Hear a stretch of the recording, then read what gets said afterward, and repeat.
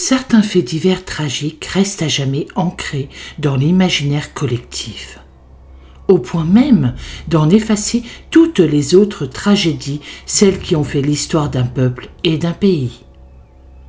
Ils se sont même inscrits durablement dans les arcanes de l'histoire.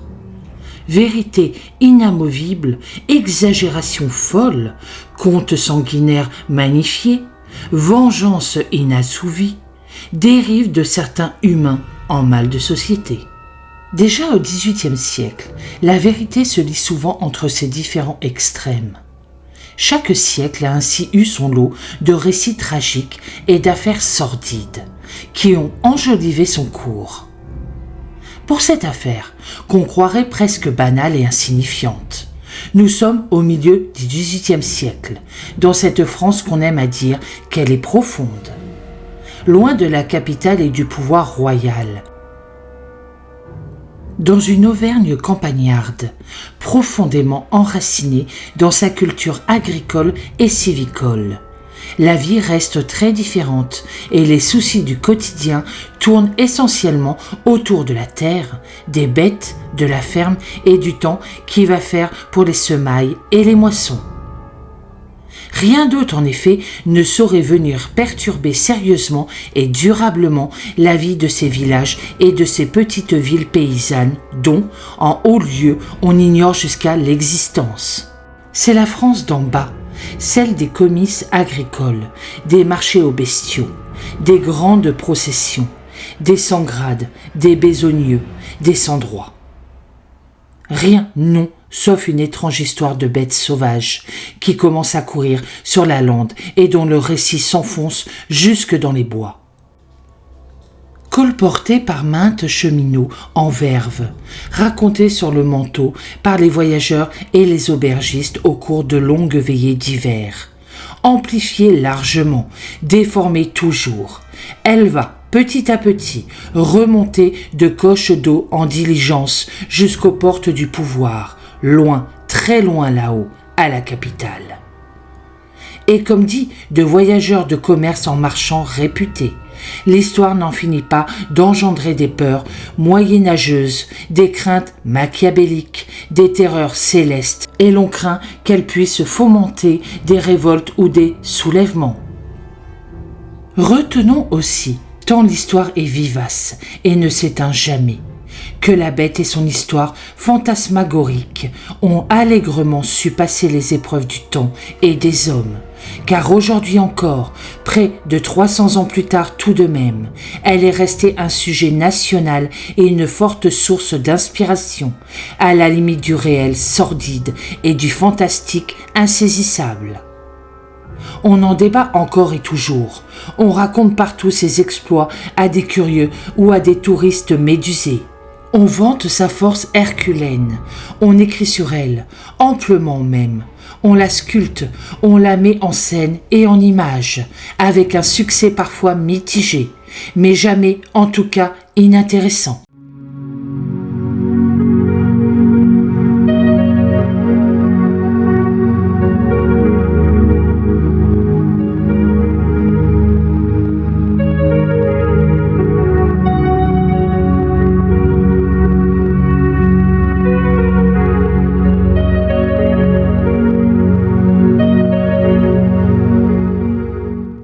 Aloha, j'espère que vous allez bien. On se retrouve aujourd'hui pour l'affaire de la bête du Gévaudan. Avant de commencer, je tenais à vous remercier pour tous vos messages chaleureux sur ma dernière vidéo, Cela m'a énormément touché. Merci beaucoup.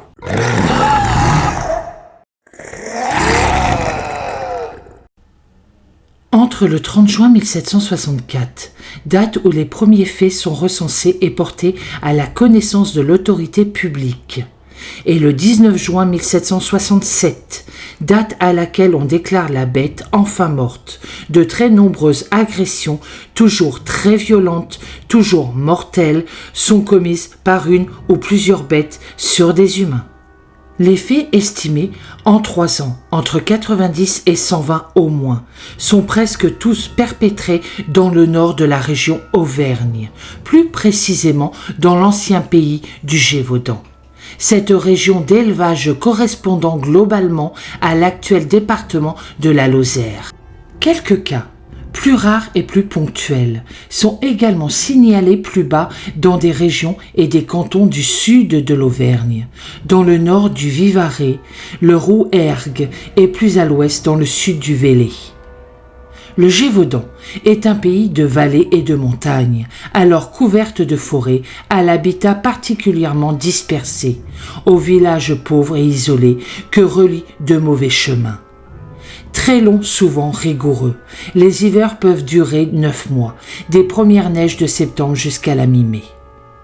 Vu la longueur des hivers, les paysans sortent leur bétail dès les redoux de printemps pour économiser le fourrage.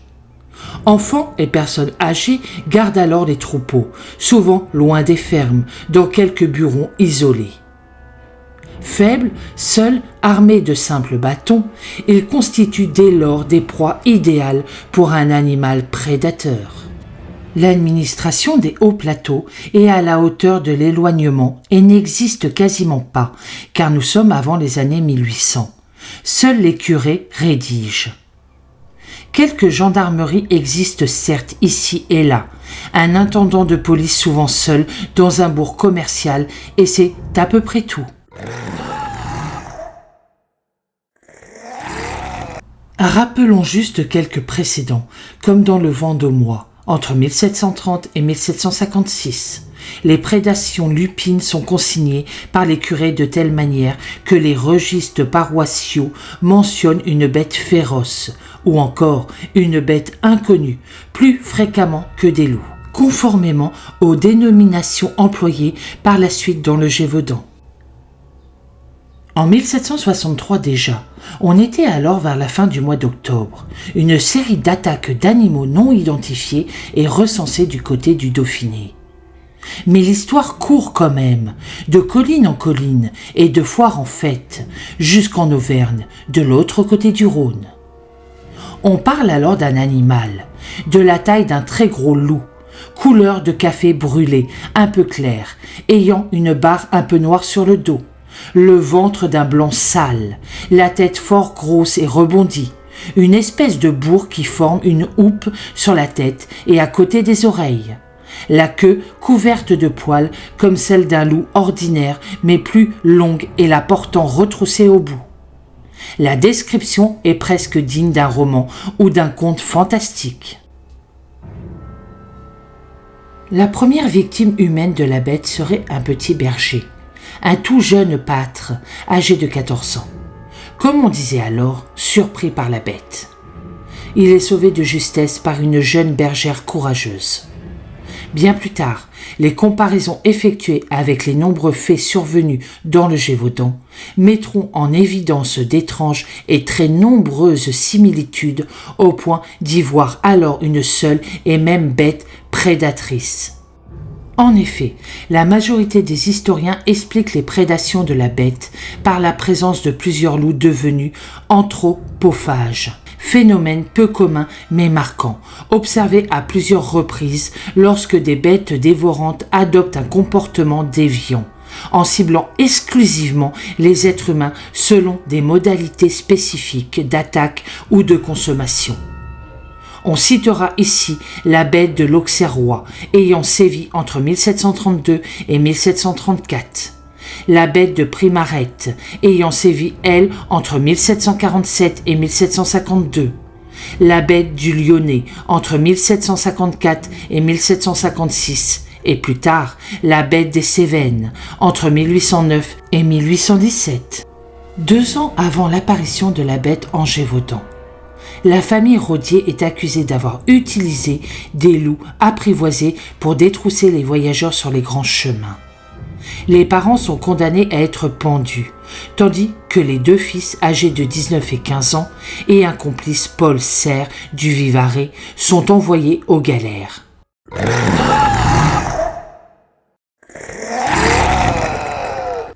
L'histoire de la bête du Dauphiné, si elle a bien été rapportée, ne s'inscrit pas encore dans le terroir du Gévaudan. Cela s'est passé ailleurs, c'est loin. Et ici, parole de chasseurs, de braconniers ou de paysans, on sait se défendre. Mais au cours du mois de juin 1764, au premier jour de l'été qui s'annonce beau et chaud, une vachère habitant tout près de Langogne, dans ce département reculé de la Lozère, rentre affolée au village, en affirmant avoir été attaquée par une bête. Elle s'en tire sans autre mal que des habits déchirés, après avoir été défendue par ses bœufs. On l'écoute certes, mais on ne la croit peut-être pas suffisamment.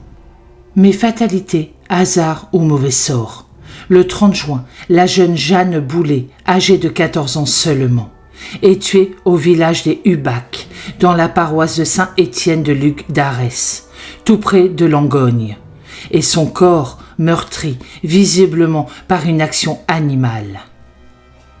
Elle sera la première victime officielle attribuée à la bête du Gévaudan. Dès le lendemain, le 1er juillet 1764, la jeune victime est enterrée à la hâte et sans sacrement, car elle n'a pu se confesser avant sa mort. Notons la force de la religion en ces temps-là.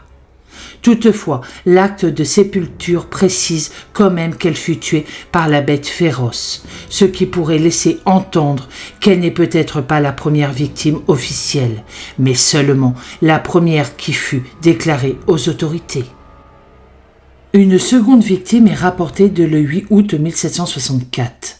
Il s'agit, là encore, d'une jeune bergère, tout juste âgée de 14 ans, et qui habitait au hameau de Mas-Mégéant, dans la paroisse de Puy-Laurent. Elle a été tuée de façon similaire dans la vallée encaissée de l'Allier. Et la liste des agressions de la bête ne s'arrête pas là. Dès la fin du mois d'août et tout au long du mois de septembre 1764, d'autres victimes seront recensées dans la grande forêt de Mercoire et aux alentours. Dès lors, dans tout le Gévaudan, on va parler de fatalité, de punition divine, de bandes de pillards revêtus de peau de loup, un peu de sorcellerie aussi, mais nous retiendrons quand même qu'on va tâcher de s'organiser. Stationnant dans la région cette année-là pour des manœuvres en campagne, le régiment de troupes légères de Clermont-Prince fournit un détachement de soldats nécessaires à la traque qui va avoir lieu, dès le 15 septembre, en appui des confréries paysannes locales. Durant les multiples battues menées dans la forêt de Mercoire, jamais la bête n'est aperçue. Cependant, c'est sans doute à cause de ces diverses chasses, fort bruyantes et menées avec force chiens de meute, qu'elle quitta rapidement son repère pour atteindre au début de l'automne les confins de la Mergeride et de l'Aubrac. C'est en tout cas une supposition crédible. Mais les drames vont continuer à s'enchaîner. Le 7 octobre de la même année, une jeune fille est tuée au village d'Apché, sur la paroisse de Prunières. On dit là que sa tête n'aurait été retrouvée que 8 jours plus tard. Le lendemain, 2 faits similaires vont avoir lieu. Tout d'abord, un garçon vacher est attaqué à proximité de communes de Lafage, Monty-Vernoux. Et peu après, la bête va attaquer un autre garçon vacher entre la commune de Prin-Suéjol et le château de la Baume, propriété du comte de Peyre. Dans ce second cas, le jeune garçon avait réussi à se réfugier parmi ses vaches, qui parviennent finalement à repousser la bête. Peu de temps après, à l'automne venu, saison reine de la chasse, des chasseurs qui sortent d'un bois de la région aperçoivent la bête qui rôde encore autour du garçon vacher. 2 des chasseurs mettent la bête en joue, font feu et semblent la toucher. Par 2 fois, elle tombe puis se relève, s'enfuyant loin dans les bois d'où personne n'arrive à la chasser. La battue organisée dès le lendemain se solde par un échec. 2 paysans affirment bien avoir vu l'animal sortir, en boitant durant la nuit, mais ne peuvent donner aucune direction de fuite. Pour la première fois, pourtant, la bête, si c'est bien elle, aurait été blessée. C'est pendant le mois d'octobre 1764 qu'elle perpétra ses attaques les plus méridionales, notamment celle qui coûta la vie à Marie Solène-Hack aux Brouettes sur la paroisse des Hermaux. Le 2 novembre, le capitaine Duhamel et ses hommes de troupe quittent Langogne pour rejoindre Saint-Chély, mais ce n'est que le 11 novembre qu'ils peuvent vraiment effectuer leur première chasse. Ils avaient été retardés par de fortes chutes de neige sur les hauts plateaux. Mais aucune trace de la bête n'est relevée. Malgré tout, comme une fatalité qui marque le pays, ce n'est pas moins de 5 autres personnes qui mourront durant le mois de décembre, toutes d'une attaque violente et imparable, attribuée à l'animal. Vu le manque de résultats évidents des diverses chasses déjà entreprises, les États de Languedoc se réunissent dès le 15 décembre. Faute de mieux, et face à une population angoissée et qui commence à grogner, ils promettent une prime de 2000 livres, ce qui est une somme considérable en ces temps-là, à qui tuera la bête et la produira. Le 31 décembre 1764, l'évêque de Mende, Monseigneur Gabriel Florent de Choiseul, Beaupré, également comte de Gévaudan, lance un appel solennel aux prières et à la pénitence de ses paroissiens. Cet appel est resté dans l'histoire sous le nom de mandement de l'évêque de Mende. Tous les prêtres de 10 au 16 doivent énoncer à leurs fidèles un long texte dans lequel l'évêque qualifie la bête de fléau envoyée par Dieu pour punir les hommes de leurs péchés. Il cite encore saint Augustin en évoquant la justice de Dieu, ainsi que la Bible et les menaces divines proférées par Moïse. J'armerai contre eux les dents des bêtes farouches. À l'issue de ce mandement, des prières de 40 heures seront récitées durant 3 dimanches consécutifs.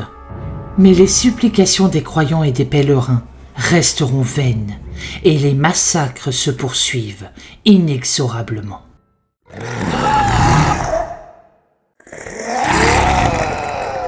En janvier et février 1765, les chasses de Duhamel s'avèrent toujours infructueuses. Par ailleurs, les habitants se plaignent trop souvent de ces soldats, accusés de ne payer ni logement ni nourriture lors de leur passage et de détruire les récoltes. Ce n'est pas ainsi qu'on gagne la confiance d'un peuple, déjà méfiant par nature. Le 12 janvier 1765, la bête s'attaque à 7 enfants du village du Val-Arré, sur la paroisse de Chanaleille en Haute-Loire. Le combat qui l'oppose aux jeunes bergers et le courage insensé dont ces derniers font preuve resteront longtemps dans les annales des veillées. Depuis l'apparition des attaques menées par la bête, il est recommandé de ne pas envoyer des enfants seuls garder le bétail et les troupeaux et de grouper ces derniers, autant que faire se peut. Au Villaret, c'était justement le cas de 5 garçons et 2 filles âgés de 8 à 12 ans. La bête les a surpris tous ensemble, regroupés pour se défendre. La bête les a attaqués en tournant autour d'eux, en blessant plusieurs et réussissant même à en emporter un par le bras, dans sa gueule. Il s'agit du petit Joseph Panafieux. Les autres jeunes bergers, sous la direction du courageux Jacques-André Portefait, rattrapent la bête qu'ils menacent avec leurs bâtons acérés de lames et lui font finalement lâcher prise. À l'arrivée d'un ou plusieurs hommes alertés par les cris, la bête s'enfuit dans un bois voisin et le petit Joseph blessé est sauvé. Monsieur de Saint-Priest relate cet affrontement au conseiller du roi, Clément Charles François de Laverdy. Pour le récompenser de son courage, le roi offre à Jacques Portefaix de payer son éducation et dès le 16 avril 1765, il est admis chez les frères de la doctrine chrétienne ou frères ignorantins à Montpellier.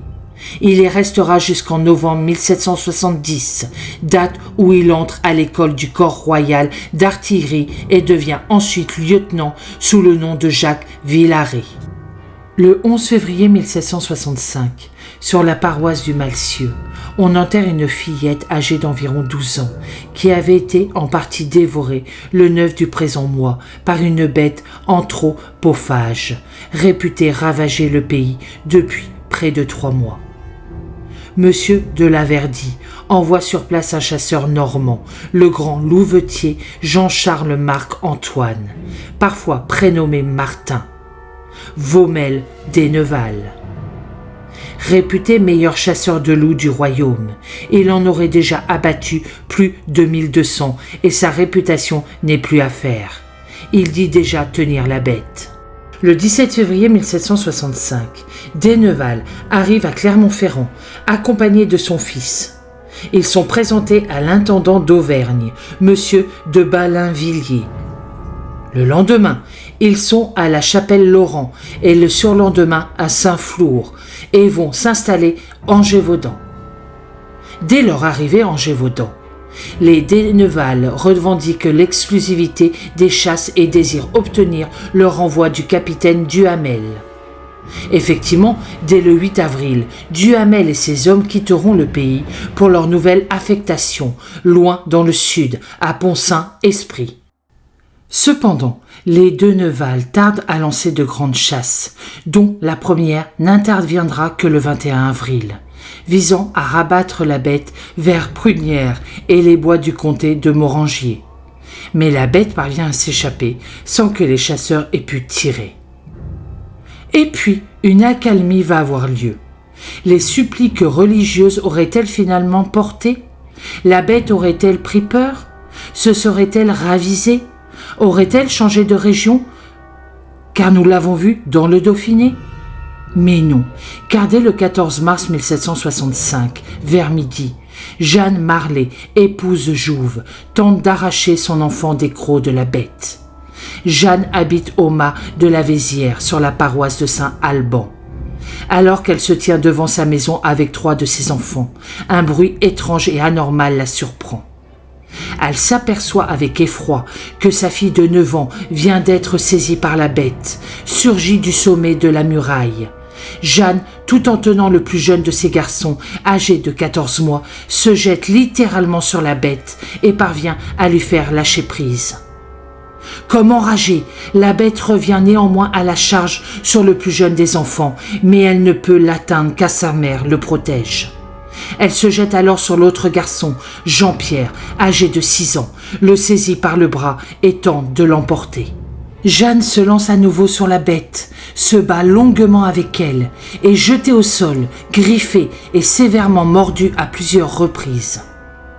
La bête, qui tient toujours Jean-Pierre, parvient à s'échapper et se trouve face aux 2 aînés de la famille, qui partaient mener paître leur troupeau.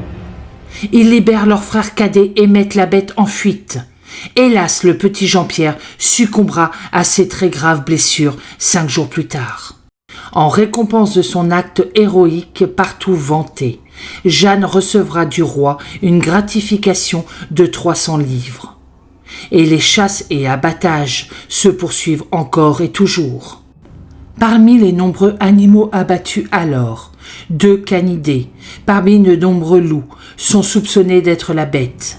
Le premier est un grand loup tué en septembre 1765 par François-Antoine, le porte-arquebuse de Louis XV, sur le domaine de l'abbé royal des Chazes. Une fois l'animal empaillé à Versailles, par pure curiosité en fait, les journaux et la cour se désintéressent rapidement de l'affaire. Mais là-bas, sur les plateaux, les ravages reprennent quelque temps après. Les 2 bêtes en étaient peut-être, mais elles n'étaient pas seules. En ce mois d'avril 1765, l'histoire de la bête se répand comme une traînée de poudre dans toute l'Europe. Le courrier d'Avignon et des journalistes anglais, venus tout exprès tournant en dérision l'impuissance du pouvoir royal face à un simple animal, fût-il sauvage et féroce. Pendant ce temps, l'évêque de Mende et les intendants font face à un afflux de courriers où, de tout le pays, méthodes plus ou moins farfelues pour venir à bout de la bête sont proposées. On veut même exercer les meutes de chiens de chasse à pourchasser la bête grâce à une effigie d'elle exécutée en carton-pâte. Le 1er mai, la bête est vue à 6h30 du soir, à proximité du bois de Rechauve, entre les petits bourgs du Malcieu et Saint-Alban. Elle s'apprêtait à attaquer un jeune berger d'environ 15 ans quand l'un des frères Marlet du hameau de la Chaumette, au sud-est de Saint-Alban, famille déjà rendue célèbre, l'aperçoit depuis sa maison située à quelques 200 mètres. Il prévient ses 2 frères et tous s'arment puis sortent pour tirer sur la bête. Elle reçoit 2 coups de fusil et tombe à chaque fois avant de se relever. Bien que blessée au cou, selon leur dire, elle serait parvenue à s'échapper. Prévenu entre-temps, Denneval se rend sur place dès le lendemain et poursuit la trace de la bête traquée, avec une vingtaine d'hommes. Tous espèrent la bête blessée à mort. Mais on annonce qu'une femme a été tuée dans l'après-midi sur la paroisse de Venteuge. Et toujours aucune trace de la bête. Le lendemain, le marquis Pierre-Charles de Morangier écrit au syndic Étienne Lafont pour se plaindre sévèrement des Denneval. Je cite « Monsieur Denneval arrivèrent et donnèrent, comme à l'ordinaire de jactance, de l'inutilité la plus désolante, dévoilant aux yeux de tous l'effronterie de ces Normands qui n'ont d'humain que la figure. » Le 18 mai, Morangier adresse une nouvelle lettre de plainte à Étienne Lafont, alors que les chasses des Denneval sont toujours infructueuses. Aurait-on surestimé les capacités de cet homme et de ses acolytes ?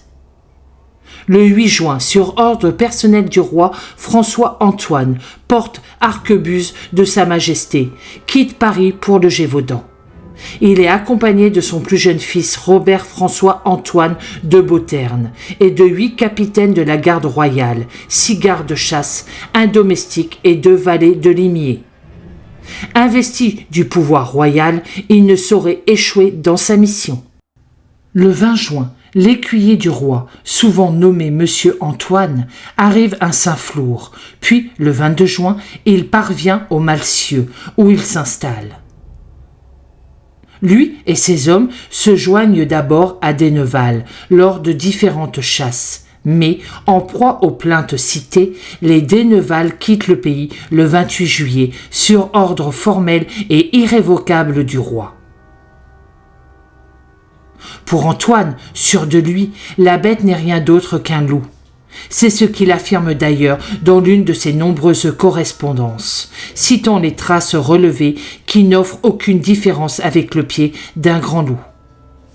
La porte-arquebuse ne parvient cependant pas immédiatement à débusquer l'animal, connaissant mal à la géographie du pays. Il demande de nouveaux chiens en renfort et recevra également le secours du comté de Tournon, gentilhomme d'Auvergne. On n'est jamais de trop, après tout, se résigne-t-il. Le dimanche 11 août, il organise une grande battue où aura lieu l'exploit de la pucelle du Gévaudan, Marie-Jeanne Vallée, âgée de 20 ans, et la servante du curé de Paul-Hac. En compagnie d'autres paysannes, elle emprunte une passerelle pour franchir un petit cours d'eau quand surgit soudainement la bête. Les filles, épouvantées, reculent de quelques pas, mais la bête se jette sur Marie-Jeanne, qui parvient néanmoins à lui planter sa lance dans le poitrail. La bête se laisse tomber dans la rivière et disparaît dans le bois. Marie-Jeanne est sauvée. L'histoire parvient rapidement à François-Antoine, qui se rend sur les lieux. Il constate que la lance est effectivement couverte de sang et que les traces retrouvées sont similaires à celles de la bête. Dans une lettre adressée au ministre, comparant Marie-Jeanne à Jeanne d'Arc, il la surnomme la pucelle du Gévaudan. Ce surnom va lui rester. Le 16 août 1765 se produit un événement qui serait passé inaperçu s'il n'était pas lié à la famille Chastel, dont l'un d'eux sera plus tard reconnu comme le tueur de la bête. Une chasse générale est organisée dans le bois de Mont-Chauvet, sur les pentes du mont Chauvet. Jean Chastel et ses deux fils Pierre et Jean-Antoine y participent. Pélissier et Lachenay, deux des gardes-chasse de François-Antoine, sont également de la partie. Mais un litige sévère va bientôt opposer les deux serviteurs de l'écuyer royal au clan des Chastel, sur fond de soupçons d'outrage, fusil à la main, le mot toujours haut et les menaces réelles. Les Chastel, classés comme mauvais gens, se retrouvent incarcérés pour 4 jours à la prison de Saugues. On mesure ici tout le fossé existant entre ces gens venus de Paris et les habitants de la province lointaine du Gévaudan. Le 29 août 1765, lors d'une battue se déroulant dans le Bois Noir, le dénommé Rinchard, garde-chasse du duc d'Orléans, tire sur un animal qui guettait 2 jeunes vachers. Le prédateur, touché, parvient cependant à s'enfuir. Il sera recherché 3 jours durant, sans succès par François-Antoine. Et pour cause, 2 jours après le tir, un paysan a retrouvé la dépouille à près de 10 km de là et l'a rapportée à Saint-Flour pour obtenir la rétribution promise. La carcasse est alors découpée et jetée dans la rivière, avant que le paysan n'aille de village en village montrer des restes conservés. On exulte, les chasseurs sont alors sûrs d'avoir atteint leur but. Le comte de Tournon, qui assiste François-Antoine depuis le début du mois, regagnera son fief, une patte accrochée à son lampion en signe de victoire. Mais tout cela n'est que lustre car dès le 2 septembre, une jeune fille est attaquée à Dège. Aux alentours du 20 septembre, François-Antoine est averti qu'un loup de bonne taille, peut-être la bête, rôderait aux alentours du bois des Dames, de l'abbé royal des Chazes, près de Saint-Julien des Chazes. Jusqu'alors, la bête ne s'est jamais aventurée de ce côté-ci de l'Allier. Mais on sait aussi ses formidables capacités de déplacement. Antoine décide alors de s'y rendre et fait cerner le bois de pommier par 40 tireurs venus de tout exprès de Langeac. Il débusque l'animal à 50 pas et tire. La bête tombe, se relève et se jette sur lui. Le garde Rinchard, qui se trouve à proximité, tire à son tour et abat l'animal. Le cadavre est transporté à Saugues, où il est disséqué par un chirurgien nommé Boulanger. Selon le procès-verbal dressé par François-Antoine, l'animal est un gros loup d'un poids de 130 livres. Plusieurs témoins, dont Marie-Jeanne Vallée et sa sœur, confirment qu'il s'agit bien de la bête qui les a attaqués. Presque immédiatement après la rédaction du procès-verbal, le fils de François-Antoine charge l'animal sur son cheval et prend la route pour Paris. À Saint-Flour, il le montre à monsieur de Montluc et à Clermont-Ferrand, il le fait naturaliser. Il quitte Clermont le 27 septembre et arrive à Versailles le 1er octobre. La bête est exposée dans les jardins du roi, alors que François-Antoine père et ses gardes-chasse continuent de chasser dans les bois proches de la baie des Jazes, où une louve et ses petits ont été signalés. Le dernier de ces louveteaux est abattu le 19 octobre. Leur mission remplie, François-Antoine et ses assistants quittent définitivement le pays le 3 novembre. Officiellement, François-Antoine porte arquebuse du roi à tuer la bête du Gévaudan. Ce fait d'armes sera confirmé en 1770, quand il se verra accorder par brevet le droit de porter dans ses armes un loup mourant rappelant sa victoire sur la bête. Le mois de novembre se déroule sans qu'aucune agression soit déplorée. Le peuple ose croire qu'Antoine a bien tué le monstre. Dans une lettre du 26 novembre, Lafont affirme à l'intendant du Languedoc, je cite, « On n'entend plus parler de rien qui ait rapport à la bête. » Mais rapidement, comme une fatalité lancinante, la rumeur relate des nouvelles attaques perpétrées vers Saugues et l'Orsière. Jusqu'au début de l'année 1766, ces faits restent épisodiques et nul ne sait s'ils sont attribuables ou non à la bête ou à l'inverse à des loups isolés.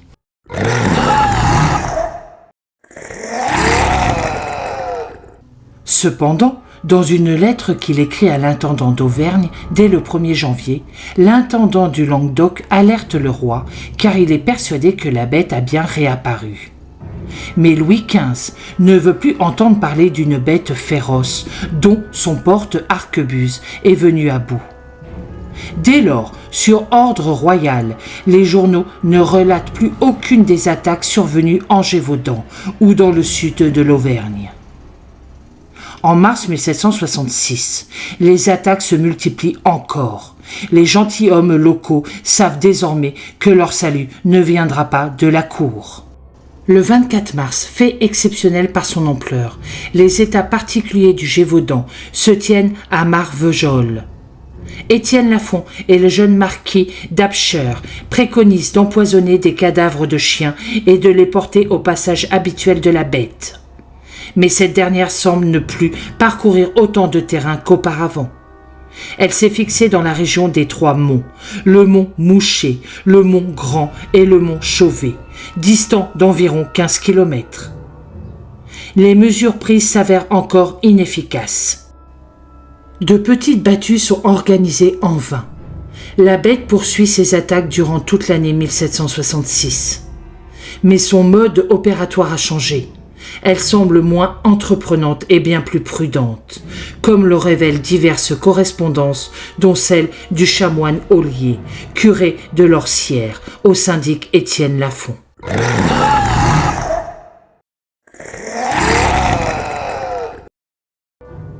Au début de l'année 1767, les attaques connaissent une légère accalmie, mais elles reprennent de plus belle au printemps. Le peuple ne sait plus que faire, à part prier. Les pèlerinages se multiplient principalement à Notre-Dame de Beaulieu et à Notre-Dame d'Estour. Le 18 juin, on rapporte au marquis d'Apcher que la bête a été vue la veille dans les paroisses de Nozérolles et de Dège. Dans cette dernière, au village de l'Es-Binière, elle aurait tué Jeanne Bastide, âgée de 19 ans. Le 19 juin 1767, à la Bézère-Saint-Marie, le paysan Jean Chastel, déjà cité car ayant eu maille à partir avec l'écuyer du roi François-Antoine en 1765, abat un grand animal identifié comme un loup. Quelques volontaires l'accompagnent, dont Jean Chastel, réputé excellent chasseur. Chastel a chargé son fusil d'une balle et de 5 chevrotines. Sur la paroisse d'Auvet, au lieu-dit la Sogne d'Auvet, il abat un animal de grande taille ressemblant à un loup, d'un coup de fusil qui le blessa à l'épaule. Elle ne bougea guère et d'ailleurs fut assaillie de suite d'une troupe de bons chiens de chasse. Dès qu'on la vit hors d'état de pouvoir faire des victimes, elle fut chargée sur un cheval et portée au château de Besques, paroisse de Charret, dans le Gévaudan. Une prime de 600 livres est accordée par le syndic aux 12 chasseurs accompagnant le marquis d'Apcher. Le 25 juin, soit 8 jours seulement après l'exploit de Jean Chastel, Jean Terris, chasseur de Monseigneur de la Tour d'Auvergne, tué à Bézère-Sainte-Marie, une louve qui, au dire de plusieurs témoins, accompagnait la bête. Mais tout ici n'est que supposition, à défaut d'être prouvé formellement. Après la battue du 19 juin 1767, la bête est apportée au château de Besques, près de Charret, résidence du marquis d'Apcher. Le notaire marin, accompagné du chirurgien de Sauges, le sieur boulanger, ainsi que du médecin d'Aguillon de la Motte, rédige dès le lendemain, 20 juin, un rapport détaillé des dimensions de l'animal. Conservé aux archives nationales, ce mémoire a été découvert en 1952 par l'historienne Élise Seguin. Il fournit des informations précises sur cet animal qui nous a paru être un loup, mais extraordinaire et bien différent par sa figure et ses proportions, des loups que l'on voit dans ce pays. La bête pèserait plus de 50 kilos et la formule dentaire l'apparente à un canidé hors proportion. Le document décrit aussi les blessures et cicatrices de l'animal. Enfin, il comporte les témoignages de plusieurs personnes qui l'ont reconnu. Empaillée par Boulanger, la bête est exposée au château de Besques. Le marquis d'Apcher y reçoit fastueusement la foule qui se presse pour voir la dépouille. De nombreux témoignages de victimes d'attaques enrichissent le rapport marin. La bête reste à Besques une douzaine de jours. Le marquis d'Apcher charge un domestique nommé Gilbert de la conduire à Versailles pour la montrer au roi. Mais l'affaire fait polémique, car il semble que le roi n'ait jamais vu la bête. Passé cette date, plus aucune attaque mortelle n'est signalée dans la province et la région. Aurait-il fait mouche? La bête est-elle bien morte?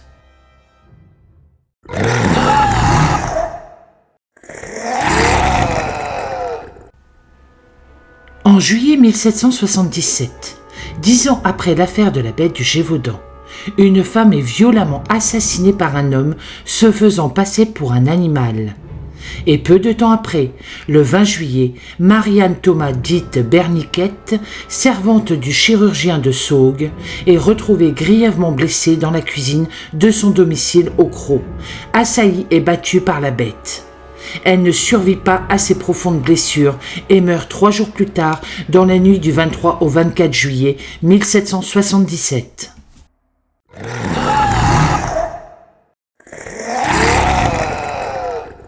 Pour attraper et tuer la bête, il fallait bien la connaître, se fondre à ses habitudes, à ses mœurs, pourrait-on dire, tenter de la cerner pour la piéger et la mettre à mort définitivement, afin de faire revenir le calme au pays. Voyons donc ce qui a été dit, vrai ou faux, réaliste ou exagéré, sur la bête elle-même. Premier point, la bête ne s'attaquait pas spécialement à un genre humain, homme ou femme, même si sa prédilection restait les jeunes enfants, plus fragiles et plus vulnérables. Comme dans la nature en fait, le choix de la victime est souverain et très souvent opportuniste. Deuxième point, la bête n'agit pas que dans les hameaux, villages ou écarts, agissant parfois en plein champ, près d'un cours d'eau, sur une lente déserte ou en forêt. Nous retrouvons là l'opportunisme de la présence de la victime, accessible pour elle plus qu'un raisonnement construit. La bête ne tue pas systématiquement et automatiquement, même si a priori son dessein reste celui-là. Mais là encore, les statistiques font cruellement défaut et restent variables selon leur époque, leur auditeur, leur lieu de recueil et d'établissement. De plus, elle doit forcément être pondérée car rien ne prouve que toutes les victimes recensées par les actes d'essai suspects ou anormaux, voire commis à l'animal. Au contraire, certains actes mortuaires peuvent taire le rôle d'une bête que l'évêque de Mende associe au châtiment de péché, commis par le défunt, voire par ses parents, qui sont donc culpabilisés à outrance. Pour une raison analogue, les sources s'avèrent moins fréquentes après le départ de François-Antoine, l'écuyer royal, car une fois tué, le loup des Jazes, le pouvoir royal ne veut plus entendre parler d'un animal qu'il a trop longtemps ridiculisé. On a donc pu taire et minimiser la chose. Quatrième point. Les documents qualifiés d'officiels et de faits réputés fiables pour l'époque font état d'un peu plus de 80 personnes tuées par la bête. Si s'ajouterait au moins une trentaine de personnes blessées et environ 120 autres juste attaquées, partout en Moyenne et Basse-Auvergne et dans les hauts cantons du Languedoc, mitoyen, soit un total de 230 victimes. La valeur est-elle juste? Est-elle à pondérer? À minorer? Est-elle sous-estimée? Aucune certitude, hélas, ne viendra nous aider dans ce décompte macabre. Prenons-le donc comme tel. Cinquième point. Toujours selon ce décompte, la Lozère est le département le plus touché, avec une certitude d'avoir plus de 70 victimes, devant la Haute-Loire, qui en déplore plus de 60. Les cantons de Saugues, de Pinol et du Malcieu comptent le plus de victimes, respectivement 34, 23 et 22, pour des populations clairsemées. Sixième point. Plusieurs récits évoquent aussi l'invulnérabilité de la bête, capable de résister aux balles de tireurs réputés habiles, la bête se relevant à chaque fois. Certains auteurs ont suggéré que l'animal portait une cuirasse en peau de sanglier, comme les chiens utilisés à la guerre jusqu'au début du XIXe siècle. Mais la faiblesse générale et les caractéristiques rustiques des armes de l'époque peuvent expliquer, en partie tout du moins, cette invulnérabilité ressentie. Septième point. Des témoignages attribuèrent aussi à la bête un don d'ubiquité. Dans un très faible intervalle de temps, non mesuré cependant, soyons prudents et objectifs. Elle aurait été aperçue en des lieux distants de plusieurs kilomètres. Cependant, dans bien des cas, ces distances peuvent être franchies par un animal et, faute de montre ou d'instrument, on ne mesurait pas encore le temps qui passait. Enfin, le dernier point, deux des traits les plus singuliers relevés chez la bête sont également sa familiarité et son audace. Au moins jusqu'au départ de François-Antoine. Elle semble ne pas craindre l'homme, comme un ennemi, et lorsqu'elle rencontre une résistance, elle s'éloigne de 40 pas, guère plus, s'assoit parfois même sur son train arrière pendant quelques instants, et si elle n'est pas poursuivie, revient sans hésiter à la charge. Puis elle s'éloigne au pas ou au petit trot, sans donner l'impression de fuir ventre à terre.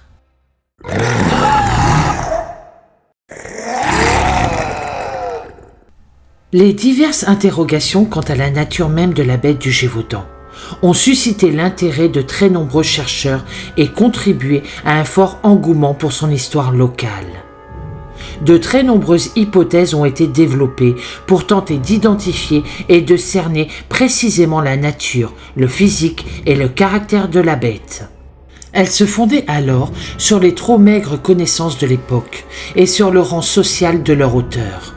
Sans oublier non plus l'impact très fort de la croyance religieuse d'alors. Pour tenter de comprendre, passons donc en revue ces diverses hypothèses, certaines très réalistes, d'autres bien plus farfelues. Première hypothèse, les Chastel, vieille famille paysanne originaire du village de la Bézère-Saint-Marie, sont restés dans l'histoire de la bête, en raison du canidé abattu par le père Jean en juin 1767. Mais on leur attribuera aussi l'élevage d'une meute hybride, consanguine de loups particulièrement féroces. Curieusement, disent leurs détracteurs, tout se passe près de chez eux, là où ils sont. Ainsi, transfigurés en meneurs de loups, suspectés d'avoir commis les meurtres par pur sadisme ou justice privée, les Chastel inspirent les thèses de certains éthologues, non historiens de métier et défenseurs du loup, tels Gérard Menatori, Raymond Francis Dubois et Michel Louis. Sur le mont Mouché, cette forêt était le repère principal de la bête. C'est aussi là que son père, Jean Chastel, l'a abattu. Toutefois, aucune preuve véritable n'accrédite de telles accusations et c'est sans doute exagéré et non documenté objectivement, mais largement suffisant, en tout cas, pour laisser interrogateur main-esprit peu développé. La deuxième hypothèse, Gabriel Florent de Joiselle-Beaupré, qui était depuis 1723 l'évêque de Mende et de ce fait comté de Gévaudan, avancera, sûr de la foi qu'il prêche, l'hypothèse de la vengeance de Dieu et du fléau qu'il impose aux gens des plateaux du Gévaudan. Lors d'une déclaration lue publiquement le 31 décembre 1764 et entrée dans l'histoire comme mandement de l'évêque de Mende, il laisse entendre que la bête est envoyée par Dieu aux habitants du Gévaudan pour les inciter à se repentir de leurs péchés. En d'autres termes, le malheur qui les accable est de leur faute. Il mourra 8 jours seulement après l'abattage de la bête. Troisième hypothèse. Pour d'autres, historiens comme Jean-Marc Morisseau ou chercheurs ethnologue, la parenté de la bête du Gévaudan avec les nombreux loups carnassiers qui désolaient d'autres régions à la même époque et manifeste est évidente. Il remarque notamment que des empreintes de loups ont été relevées près de certaines victimes, comme Marguerite Oustallier et Claude Biscarat. L'appellation de bête désignerait plusieurs loups, en fait une horde de loups, affamés, mangeurs d'hommes. Il s'appuie sur les déclarations, souvent verbales, peut-être influencées, de divers témoins disant que ce n'était qu'un loup, chef de meute, vraisemblablement secondé par d'autres. Cela passe mal, on s'en doute, défiant l'autorité et mettant à mal le mythe de la bête unique. Fantasmagorique, monstrueuse, crainte au pouvoir surnaturel. Pourtant, la région, comme d'autres, est alors infestée de loups. On disait qu'il y en avait plus de 20 000 bêtes, et en cette Auvergne seulement. Quatrième hypothèse. L'hypothèse d'un animal issu d'un croisement entre un chien et une louve est également soutenue, jusqu'à récemment par plusieurs chercheurs, scientifiques et passionnés. Force est de reconnaître que les divers descriptifs effectués en leur temps, l'autopsie de la bête par les vétérinaires et médecins officiellement mandatés par les autorités, dont le rapport Marin qui a fait référence plaide pour eux. Car le comportement et le physique de la bête ne correspondent pas au loup, bien connu et peu redouté des paysans de l'époque. L'hypothèse du loup enragé ne peut pas non plus être retenue car les survivants aux attaques ne contractèrent pas cette maladie qui les aurait tués en quelques mois et seule l'hypothèse de l'hybride du chien et du loup vaut acquiescement. On décrit alors les caractéristiques du loup et du chien. Les chiens de troupeau, les plus répandus dans ces populations d'éleveurs, étaient alors le matin, appelé aussi mastif, un molosse impressionnant, parfois également utilisé comme chien de guerre. Cinquième hypothèse, l'hypothèse d'un criminel, gaillard sans peur et sans reproche. Bandit de grand chemin, devenu bien avant l'heure tueur en série, et aussi soutenu surtout par quelques hâbleurs et conteurs, car les scientifiques plus prudents, généralement rationnels, ne s'y aventurent guère, sauf ceux qui plaident en faveur de l'éternelle innocence du loup. On parle même d'un dompteur de fauves, échappé d'un quelconque cirque ambulant ou venu de pays lointains inconnus, donc forcément suspect et dangereux. Dans l'absolu, elle reste bien sûr plausible, mais se heurtera très vite à quelques incompréhensions psychologiques et sociologiques. Où vit la bête ? Comment un être humain, aussi fort soit-il, peut-il courir à une telle vitesse, se déplacer loin et grimper partout, fuir à la vitesse d'un cheval au galop, guérir tout seul des blessures infligées tantôt par des armes blanches, tantôt par des armes à feu ? Poussait-il des cris de bête ? Car, en réalité, on n'entendit guère la bête. Sixième hypothèse. Une des premières théories, avancée au moment même des événements, assimile la bête à un animal exotique, inconnu sous nos climats, peut-être une progéniture de lion ou plutôt d'une hyène, animal fort prisé des cirques et des parcs zoologiques d'alors. En tout cas, les légendes des gravures du temps emploient à plusieurs reprises ce terme, peut-être moins au sens strictement zoologique que pour désigner un animal exotique, monstrueux et anthropophage. Le curé de la Bezère, Saint Marie, rapporte sans certitude divers bruits des habitants de Langogne, disant que c'était une hyène échappée de la ménagerie du roi de Sardaigne, dont de Turin, ou tout simplement de la grande foire de Beaucaire. Il y voyait le diable en personne, et l'évêque de Mende partagera cette croyance. Tout cela relève sans doute du conte ou de l'histoire colportée, car aucune certitude d'échappée d'animal sauvage, rare et donc cher, ne fut jamais recueillie.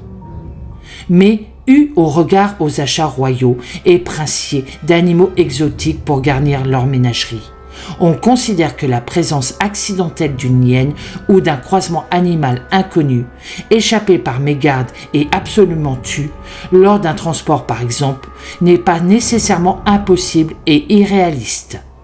Reste alors à le prouver en faits matériels avérés. 7e hypothèse. Enfin, à titre plus anecdotique, disons aussi que bien d'autres animaux ont été cités comme pouvant avoir été la bête, tel le glouton, appelé aussi carcajou, le tigron ou encore un grand singe de la famille des cynocéphales, comme le babouin, voire un ours ou carrément un marsupial australien importé en France depuis l'Océanie. Et, au final, en se fondant sur certaines descriptions, des adeptes de la cryptozoologie se sont demandé s'il ne s'agissait pas d'un des derniers survivants des Mésonychiens, sorte de loup à sabots, disparu vers la fin de l'Éocène, il y a 28 millions d'années, rien de moins, faisant référence à un loup cervier, bête issue d'une hybridation préhistorique dont les particularités physiques correspondraient aux descriptions de la bête.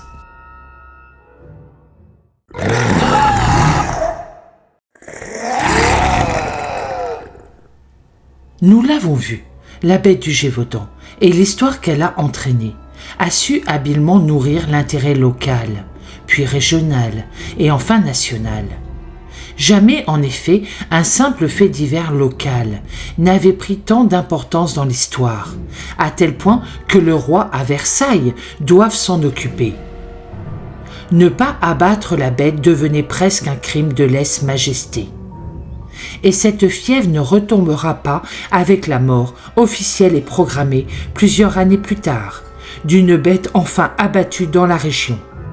Ainsi, en Lozère et en Haute-Loire, plusieurs sites touristiques entretiennent savamment la légende. On trouve pêle-mêle des stèles, des mémoriaux, des musées, des lieux où l'on en parle encore, souvent organisés autour de lieux touristiques ou d'intérêt local ou régional. L'histoire de la bête du Gévaudan nourrit également, à travers le temps, de nombreuses œuvres de fiction en littérature, théâtre ou en bande dessinée. De qualité inégale, de sources plus ou moins fiables, d'envergure modeste ou scientifique, pas moins de 3 films s'inspireront, des faits seront tournés en 1967, 2001 et 2002 pour le plus récent.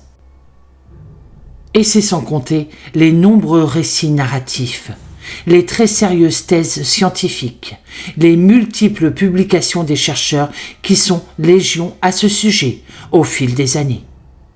Par exemple, et pour n'en citer que quelques-uns, n'enlevons rien à la qualité et la valeur des autres, tout aussi nobles en savoir, illustrant parfaitement le thème, citons pêle-mêle. L'historien Jean-Paul Chabrol, qui compara la bête du Gévaudan à la bête des Cévennes, qui a sévi entre 1809 et 1817. Après comparaison et analyse, il conclut que dans les deux cas, il s'agissait de plusieurs loups anthropophages et œuvrant en meute plus ou moins organisée. Le journaliste Jean-Claude Bourré, qui affirme, documents scientifiques et historiques en appui de ses propos, que la bête en cause est certainement un croisement entre un chien de combat descendant directement des légions romaines et un grand loup.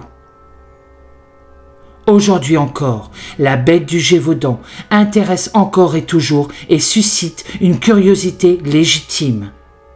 Comme le moulin de Valmy, Roland de Rossevaux ou Henri IV et son cheval blanc, toute proposition gardée, elle fait partie intégrante d'un pan entier de l'histoire de France. Ne l'oublions pas.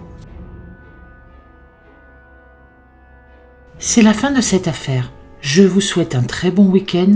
Je vous dis à bientôt dans une prochaine vidéo et surtout prenez soin de vous.